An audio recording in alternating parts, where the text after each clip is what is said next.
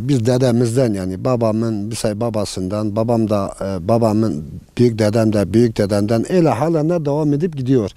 Bura diyor ki yani kimse buranın geçmişini bilmiyor. Öyle anlatıla ta bize kadar geldi. Bura mezarlıkmış. Köy mezarlığı ve şehitlik diyorlar. Yani diyor bir şehit askermiş. Bu ağaçlara hiç kimse dokunmamış. Dedem babama demiş, babam 94 yaşında. Diyor dedem demiş ki ben görmemişim, ben de babamdan duymuşum. Dedemin ismi Hasan diyor, onun babası ismi de Ali diyor. O da diyor ben babamdan duymuşum, burayı askere bir sefer kesmiş. Askeriye 2 tane bıraktı yanında, biri halen duruyor, biri yandı. Bura o zaman duvar mı var yoktu, açık alandı. Halen de öyle duruyor yani burada kimse dokunamıyor. Götüren bir odun götürse sabah bakıyorsun hünkünk ağlar odunu geri getiriyor veyahut külü geri getiriyor. Doğa harikası, köyün bir sembolü. Mesela bu çevrenin bir sembolü. Buradaki rüzgarla köyün içindeki rüzgar bir değil. Sen burada oturamazsın 2 saat. Serin, o kadar serin oluyor. Çok serin bir havası da var buranın.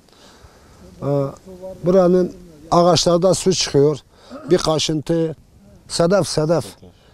O millet geliyor o ağaçlardan su çekip götürüyor, vuruyor Bingöl'den, misali Elazığ'dan, çevre köylerden doyan. Hem bu evliya gelip ziyaret yapıyorlar.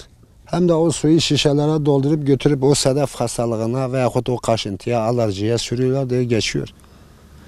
Bir de bu ağaçların kökü, bu filizlenen ufak kökünü çıkarıyorlar. O da diye ödeme çok iyi geliyor. Bu ufak fidanlar var. Biz Zazaca vızer diyoruz ama Türkçesi kara ağaçtır. Ama bunlar kara ağaca da pek benzemiyor. Hani kara ağaç böyle dik çıkıyor ama bu hep eğri büğrü. Hatta mesela su çıkıyor. Hemen bir ağaçta ufak bir delik olsa orada çeşme gibi su geliyor. Burayı bir koruma altına almasını talep ediyoruz Aşağı Miremez Köy Muhtarı olarak.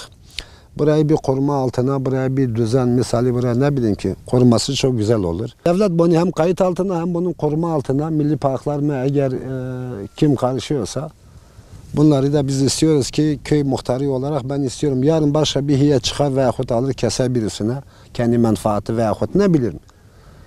İstiyorum ki burayı korumasını aracınızla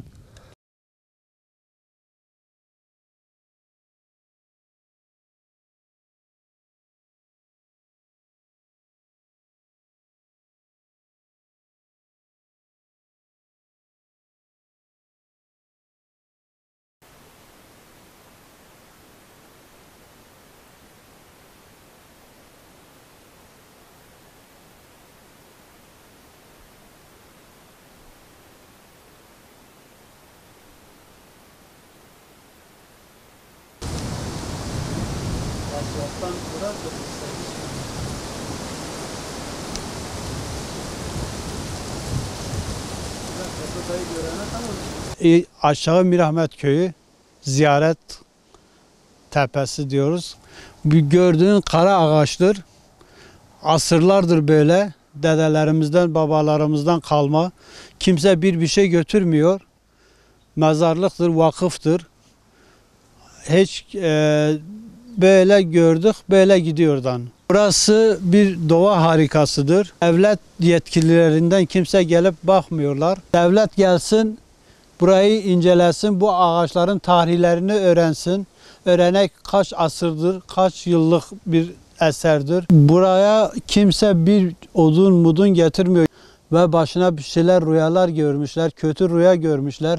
Bir de o odunları geri getirmiş atmışlar. Ondan sonra rahat etmişler.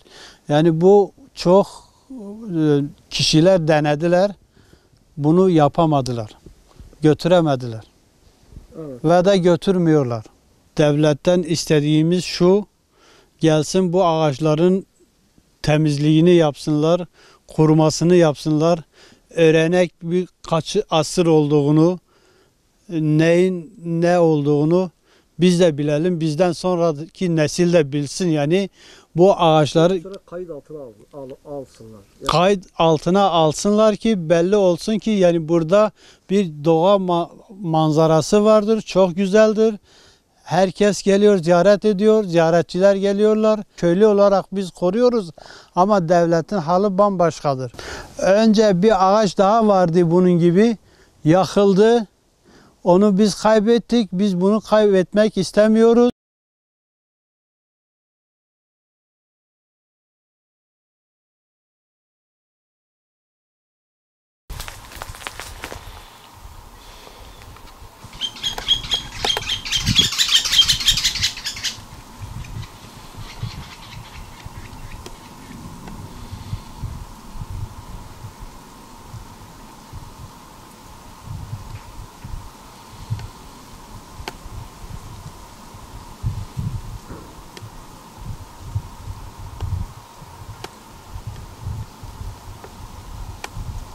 Köy ziyareti, köy mezarlığı.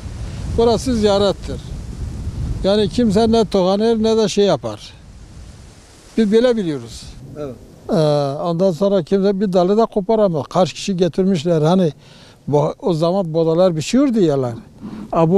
Buradaki bu tarlanın sahibi dedi ben şey yaptım bir bağ işine kopardım. Koparmıştı yani bağ yapam. Yemin içti dedi o gece bırakmadı sabaha kadar beni bırakmadı dedi ben o şeyi aldım yana getirdim buraya attım orayı. Devlet şimdiye kadar kimse burayı koruma altına almamış yani. Biz de istiyor ki alsın yani.